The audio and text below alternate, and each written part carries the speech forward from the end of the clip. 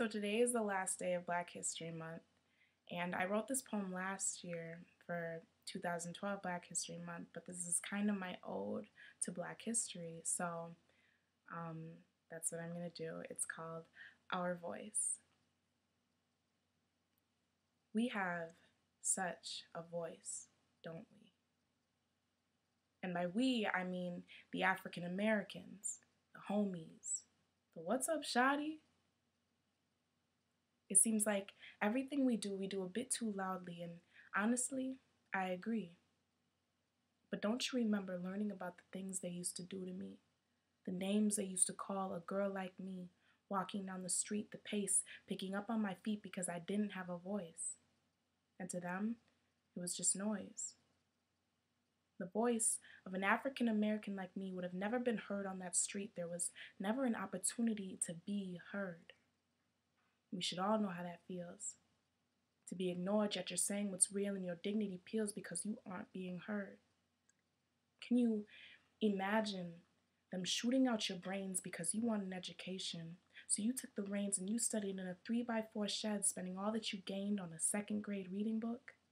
I can just imagine the pain of slaving all day and it's hot all summer, singing songs of hope, but the justice never recovered because they didn't want to hear your voice. And then I think back to the things that did come out our mouth, like the screams from the whip your master would just dig your skin out, the blood from the beating you got because you wouldn't take off your blouse, the tired little sigh you made when you saw the 3 cents in your money pouch. No wonder why we're loud, because we were never heard.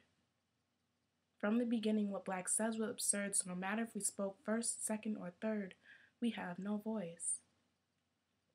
So next time you're white, you see a girl like me, across the room laughing a little bit too loudly, think of our history and how quiet we had to be. And yes, I find it a bit obnoxious, a bit exhausting, and it makes me feel self-conscious. But when you look at us and think, why be so loud?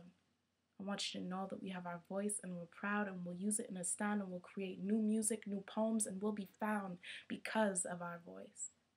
It's in our blood to speak our mind and express the emotion. Because if we didn't, this world would never be this open. Don't you agree? We have such a voice, don't we?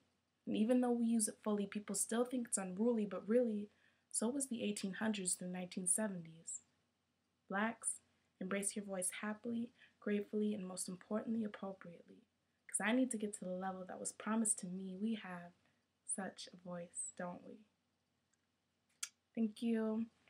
Subscribe me on YouTube and enjoy the rest of your Black History Month.